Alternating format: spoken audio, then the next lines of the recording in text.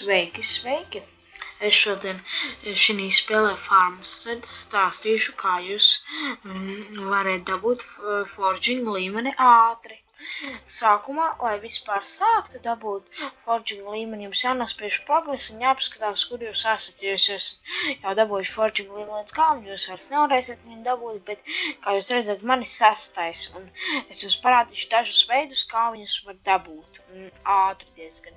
Forging līmeni, pirmais veids, ko es jums stāstīšu, ir dažādi veidi, kā viņu dabūt. Es jums stāstīšu šī video 4 veidus, es teiktu, kas ir vislabākie un kā var dabūt forging līmeni ātri. Viņš ir noderīgs, ja jūs gribat uztaisīt ievārījumu vārītājus vai vēl daudzas citas lietas. Vispār ar forging līmeni daudzas labas lietas jūs varat uztaisīt. Sāksim ar pirmo veidu.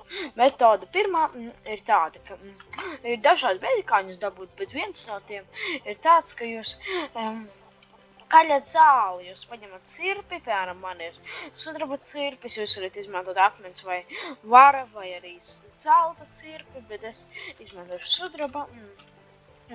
Kaļot, kā jūs redzat, man nāk klāt nedaudz forgings, redzat tos viennieciņus un 1, cik tur. Un tad man lēnām nāk klāt tās strīpa uz augšu forging. Un tad, kad es sasniegšu pietiekami viņu lielu, tad es varēšu dabūt visādas lietiņas. Tas ir pirmais veids. Viņš ir diezgan lēns, es teiktu, viens no sliktākajiem šī sarakstā. Es pastāstīju, un tu vienkārši staigā un kaplē zāli praktiski. Un tad tev lēnām forgings iet uz augšu. Forgings, kā es teicu, ļoti noderīgs. Un tagad otrais. Otrā metode ir vācot kaut ko. Piemēram, vācot sēnes, vācot puķes, vācot zarus, kur augsts tiks. Un tagad, kā jūs redzat, jums arī nāk klāt tas pats līmenis. Jūs varat arī savācu, pieņemsim, tur man zilo sēni, tur man pienāk 4 klāt. Ja es savācu puķi, tad 4. Melenes 5, un es šobrīd vienkārši pastaigāšu un pavākšu. Tas ir viens no veidiem. Kā jūs varat šito vēl padarīt labāk? Jūs paņemiet cirpi un vienlaikus kaplējiet un vienlaikus vāciet. Tas ir diezgan grūti, bet ļoti ātri veidosies forging līmenis. Bet tas ir ļoti grūti, tāpēc par šo es arī neieteiktu darīt, jo man pat tas ir grūti, un tas ir tā iespēja, tas padara to ātrāku, bet es teiktu, tas aizņems labu prasmes. Tādā gadījumā 3. veids ir tāds ar puķu podiem. Es jums tūlīt parādīšu, es aiziešu. Un 4. veids, es teiktu, ir vislabākais.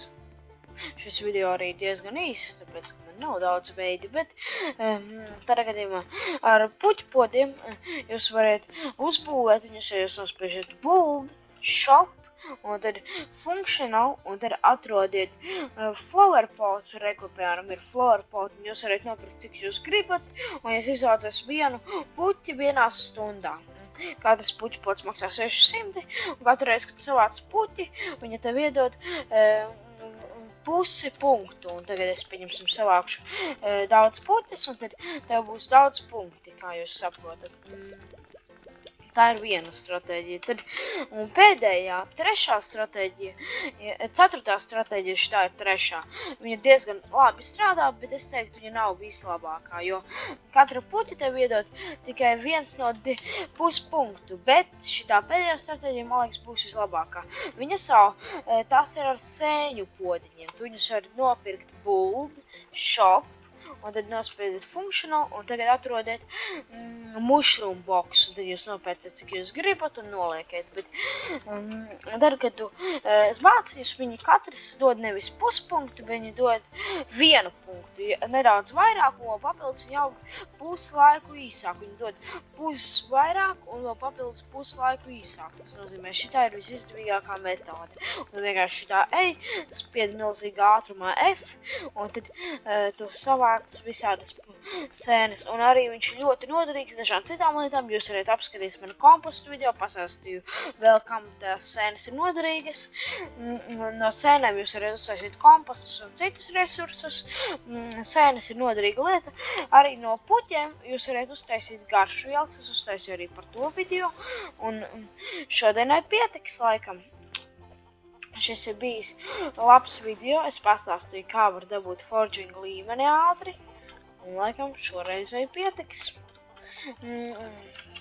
Tas ir citu. Šim video jūs varat, ja jūs vēlaties, es uztaisīšu jaunu video, kā ir vislabākie veidi dabūt naudu, vai arī kā makšķerēt.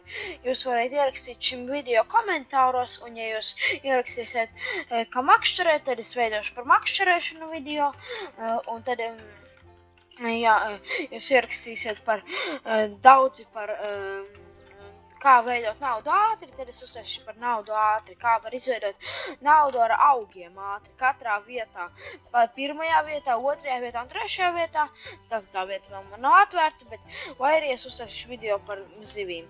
Nu tad, laikam, atā.